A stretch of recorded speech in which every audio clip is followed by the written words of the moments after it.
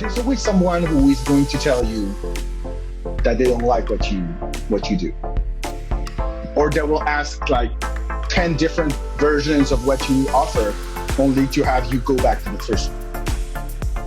There's a reason why the first one is usually and often the best.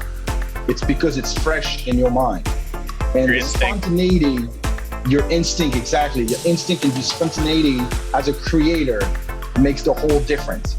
Like what I do usually in my process when I create is that I draw a rough, or I write the skeleton of a script, and then I'll let it rest for a little bit. Heroes are an inspiring group of people. Every one of them, from the larger-than-life comic book heroes you see on the big silver screen, to everyday heroes that let us live the privileged lives we do. Every hero has a story to tell, from the doctor saving lives at your local hospital, to the war veteran down the street who risked his life for our freedom, to the police officers and the firefighters who risked their safety to ensure ours. Every hero is special and every story worth telling. But there is one class of heroes that I think is often ignored: the entrepreneur, the creator, the producer. The ones who look at the problems in this world and think to themselves, you know what, I can fix that. I can help people. I can make a difference. Then they go out and do exactly that by creating a new product or introducing a new service. Some go on to change the world. Others make a world of difference to their customers. Welcome to The Hero Show.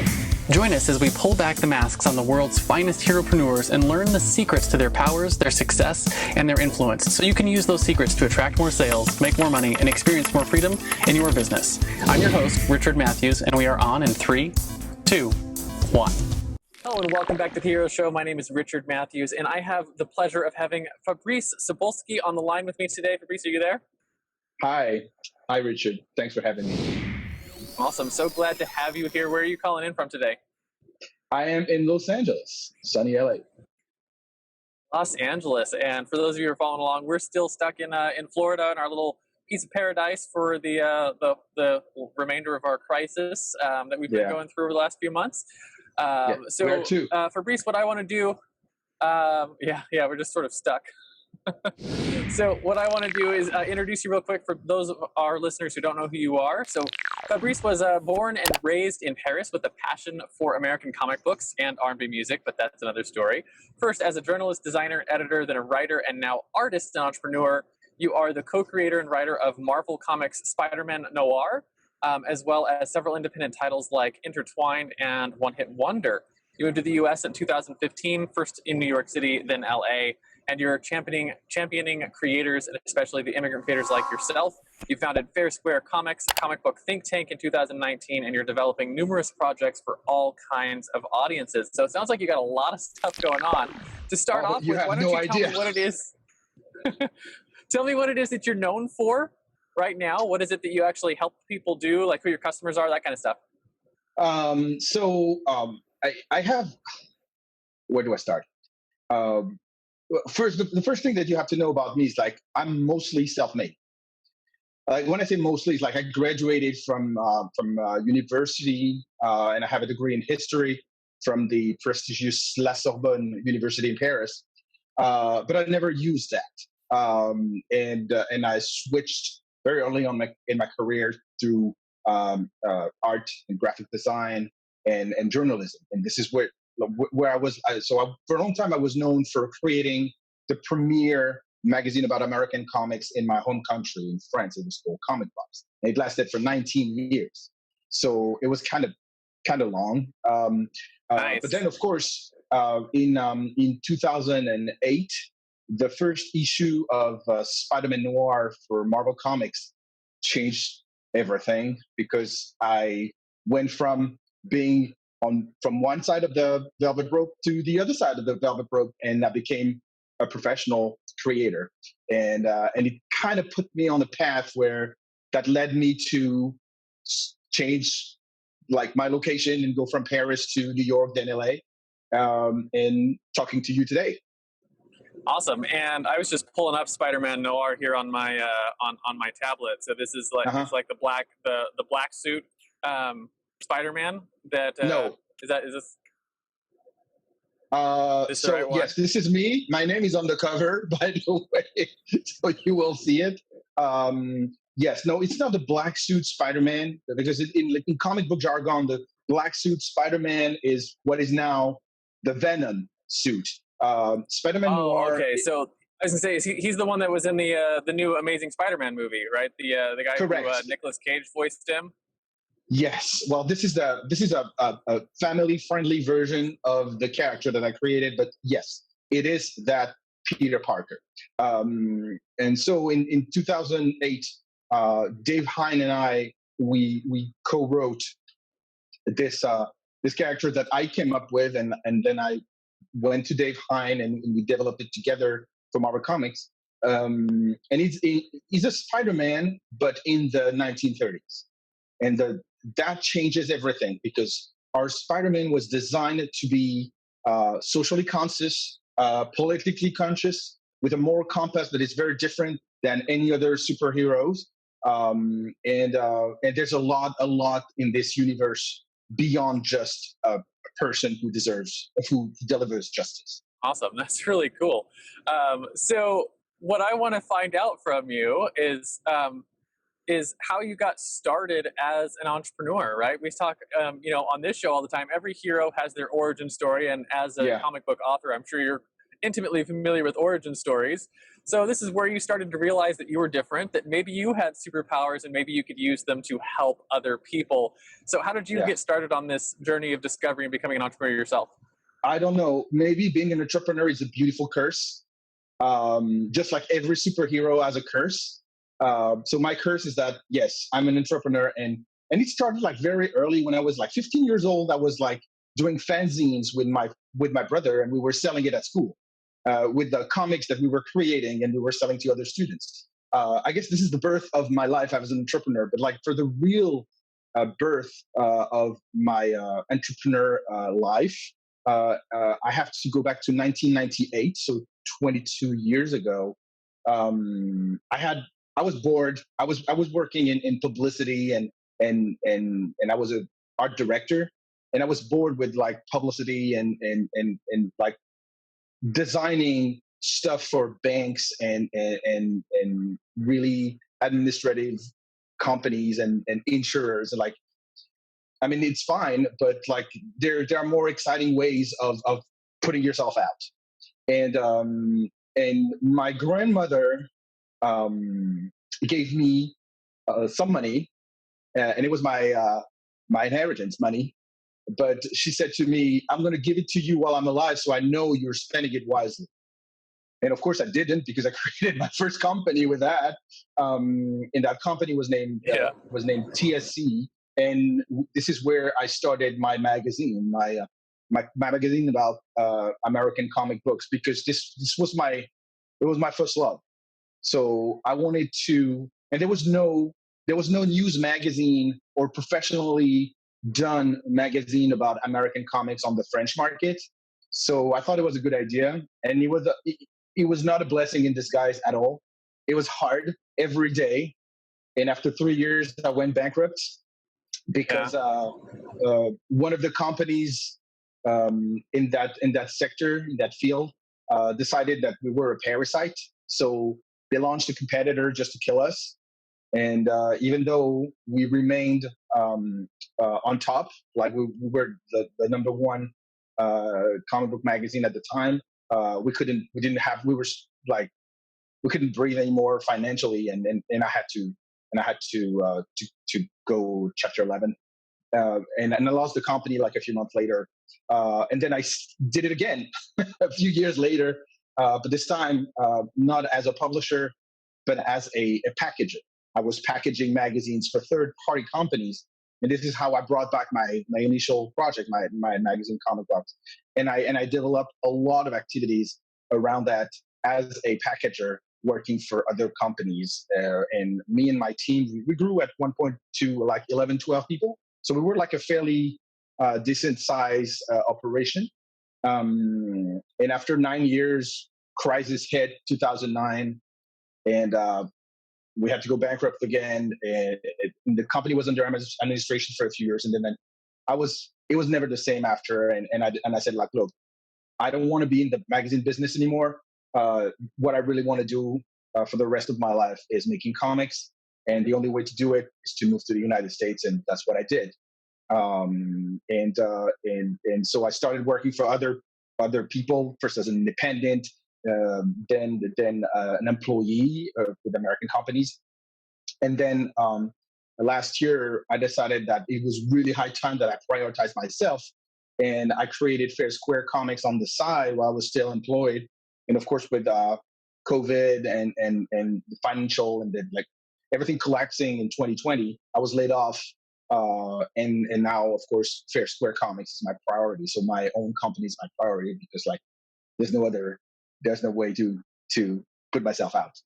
It's just Fair Square Comics now, and Fair Square Comics is the publisher behind Spider Man Noir. Is that correct? No, not at all. No. Spider Man Noir is the property of Marvel Comics, and Marvel Comics is the property of Disney. So I have no rights over this. This is what we call a work for hire contract. So even though I created the character, and I co-wrote his adventures, and I even like designed a couple of characters myself for a few years, 13. Marvel owns every right. They don't have to consult me for anything. They're doing what they have to do, and I mean they're currently publishing a Spider Man Noir series that I'm not involved with, and it's absolutely normal.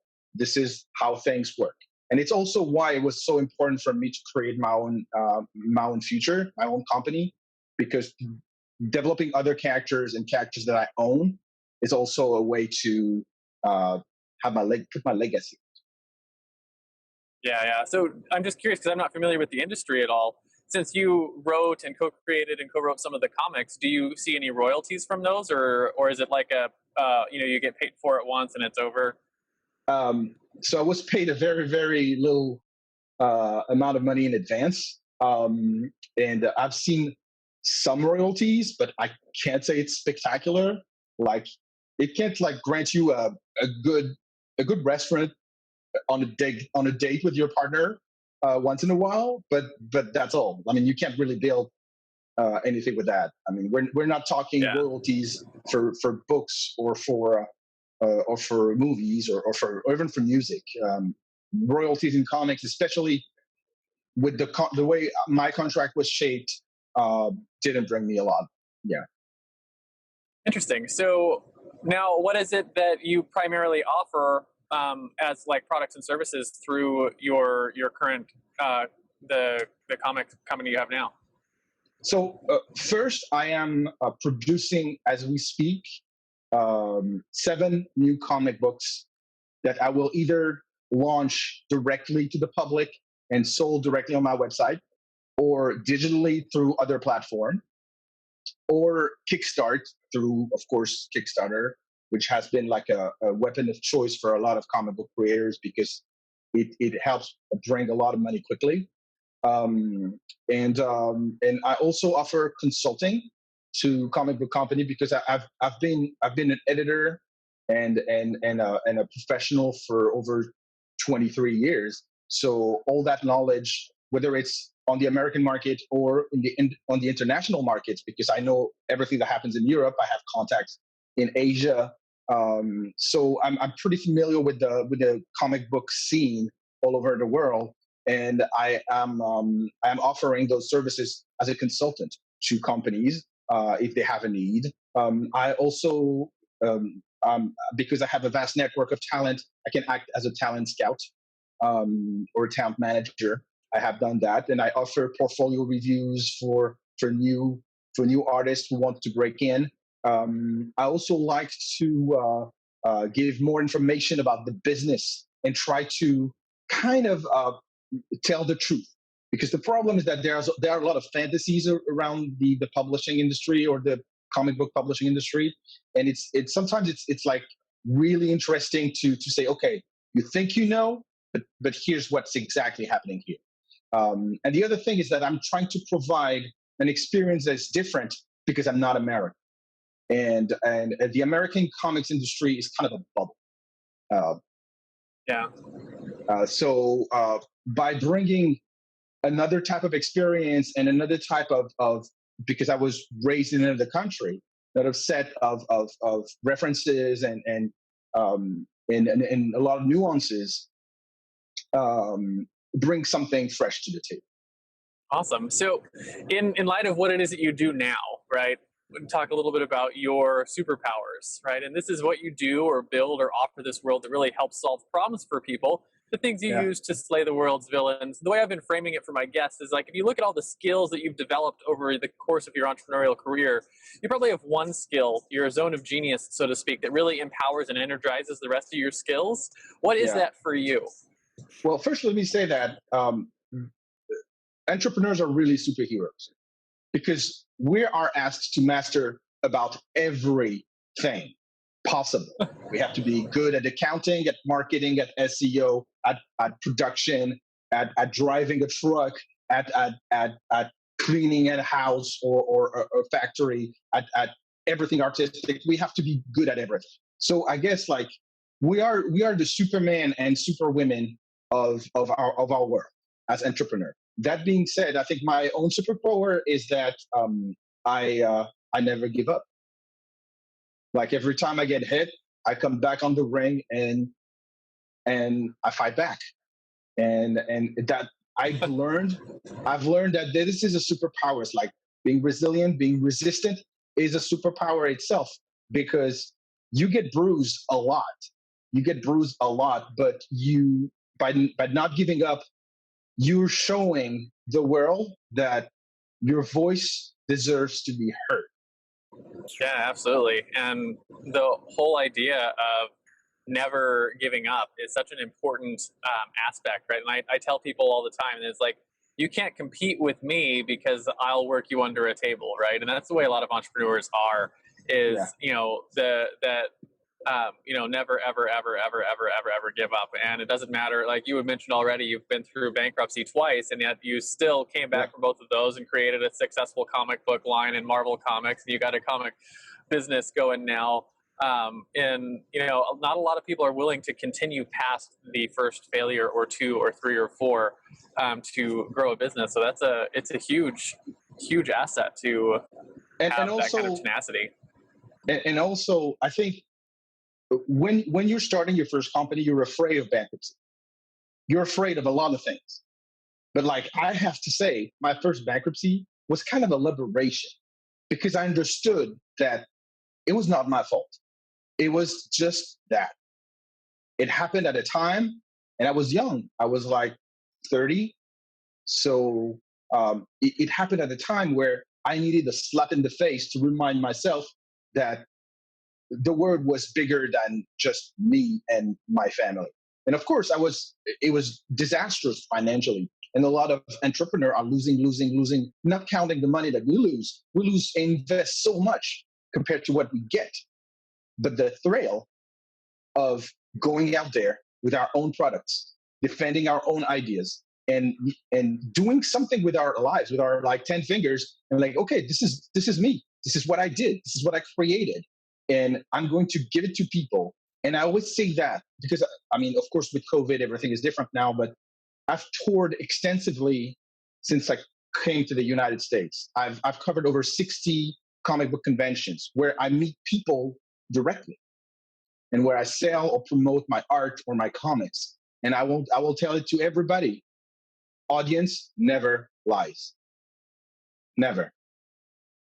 And it's a beautiful thing. When you talk to the public, if the public doesn't want to see you, they're not seeing you. But once you get them, you have them. And they are not buying your product. They are buying you, us, entrepreneurs.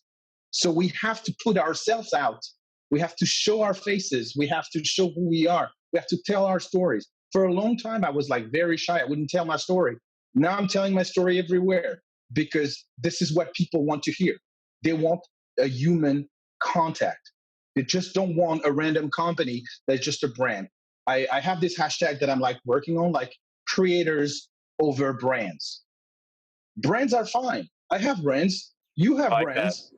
Everyone have brands. But the human factor is what makes it work. And I will never have the firepower that Marvel, Disney, or Warner Brothers or DC Comics have. Never. And I don't want that because it's not going to happen. But I have something for myself. I have me. you have you, and all the creators. Talent is not duplicable. This is something that we have to show. There's no jealousy among creators when creators are in a good spirit. Everyone is a fan of everyone. The comic book industry is extremely diverse, extremely welcoming, extremely inclusive, because we're not afraid of each other. Yeah, and that's a huge gift to the world. It's very true. One of the things that I talk about in my business is building heroic brands. And what's interesting, the whole idea of a heroic brand is it's a brand that is based around a human story, right? Yes. And that's what makes the brand a heroic brand. And exactly. Even if you get into bigger companies, right, if they don't learn how to tell the human story behind their company, it's very difficult for them to be successful, especially so today. Well, unfortunately, we live in a world where it's very hard to kind of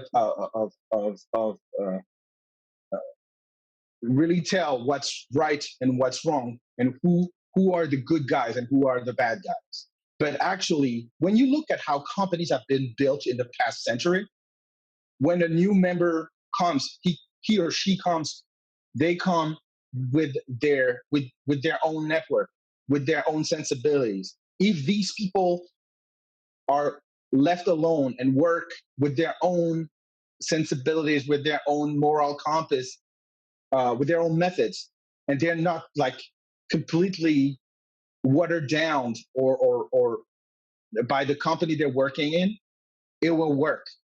Because I mean, there's another thing that I say all the time is that the companies that succeed are the companies that put common sense before process. Too many companies are putting process before everything because of fear. And common sense is something that, I mean, we shouldn't even have to tell it. We shouldn't have to say that. Like, common sense is common sense. Like, you see a situation, you should adapt. Be common. It should be common, and yes, but it's not. And too many companies forget that. And you shouldn't forget that you're a human being. We're not always rational. We will make mistakes, but we're always trying to get from point A to point B to the best of our abilities and to the best of our knowledge.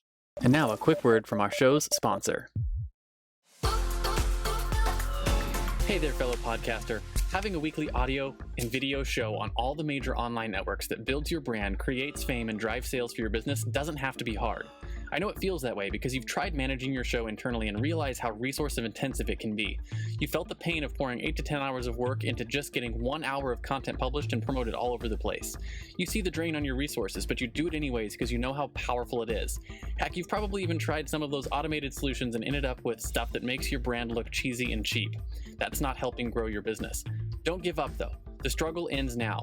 Introducing Push Button Podcasts, a done-for-you service that will help you get your show out every single week without you lifting a finger after you've pushed that stop record button. We handle everything else: uploading, editing, transcribing, writing, research, graphics, publication, and promotion, all done by real humans who know, understand, and care about your brand almost as much as you do.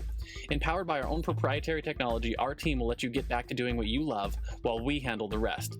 Check us out at pushbuttonpodcast.com/hero for 10% off the lifetime of your service with us, and see the power of having an audio and video podcast growing and driving micro celebrity status and business in your niche without you having to lift more than a finger to push that stop record button. Again, that's pushbuttonpodcast.com/hero. See you there. And now, back to the Hero Show.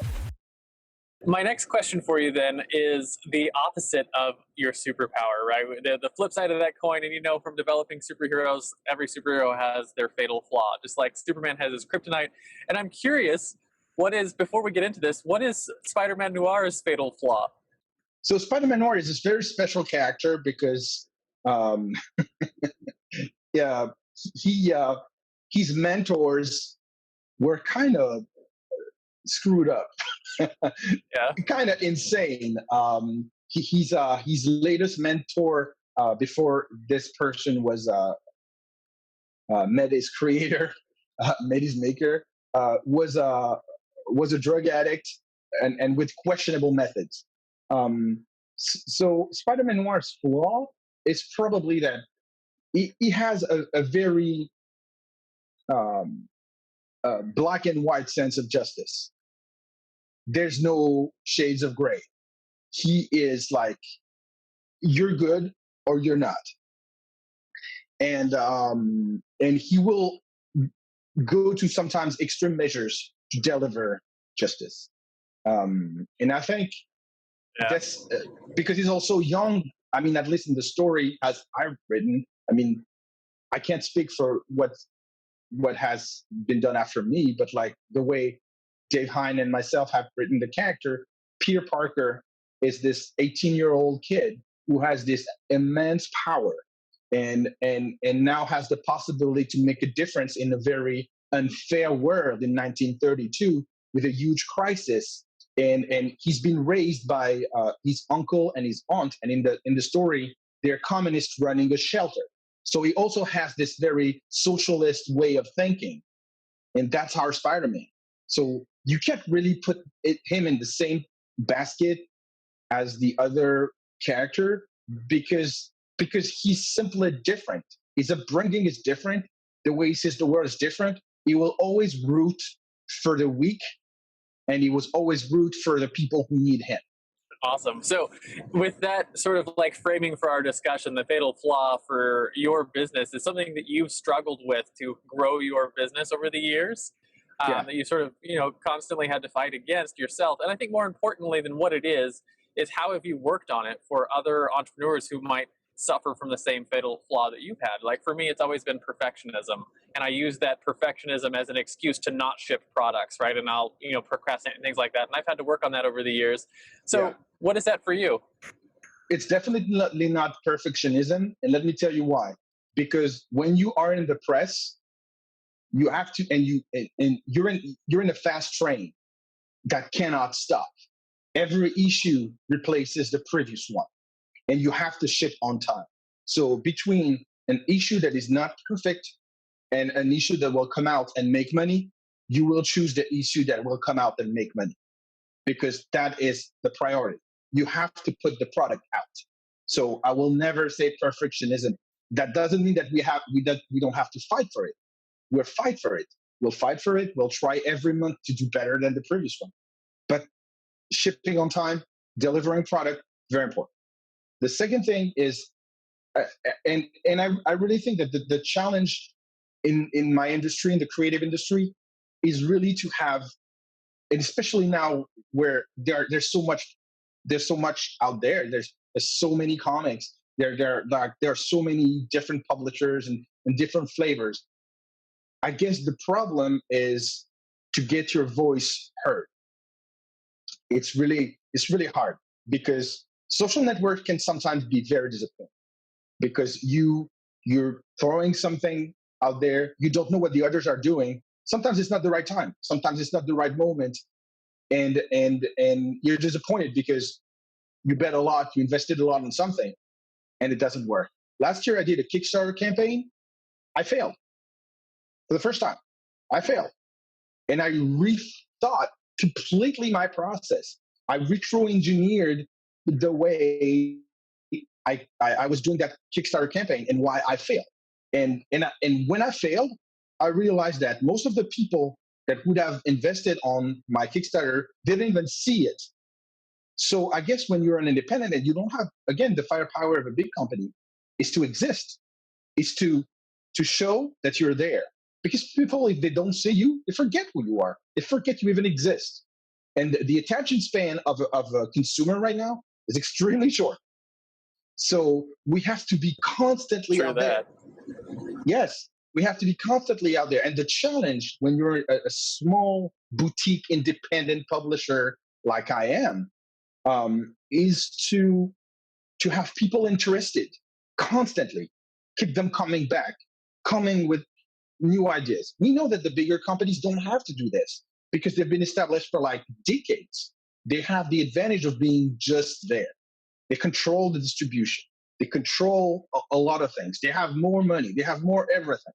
How do? You don't have access to that. And on top of this, I'm an immigrant. I'm never going to be in pole position. I'm always going to be the underdog. I'm always going to be the person who comes after the other. Not that it's a good or a bad thing. It's just that it's harder being an immigrant entrepreneur in America. But let me tell you, even when I was in my own country, I was not an immigrant, but I'm a minority, and it was also difficult because you are fighting against a system that is already established and doesn't need you and doesn't want you. So how do you make the difference? Yeah, so you have to step in and actually find a way to both get attention and then try to provide value. Exactly, and you also have to have advocates. Maybe you will be one of my advocates tomorrow. We also have to have advocates that believe in us, that will like say, okay, well, this person looks interesting or sounds interesting. Maybe we should like listen to what they have to say. Maybe we should read what they have to offer. Maybe we should like try to do business with these people. And that's what I'm counting on. Because like, look, I can speak your language. Can you speak mine? We had so much fun in this episode, we had to break the episode into 2 parts. Check back next week for part 2 of this exciting conversation.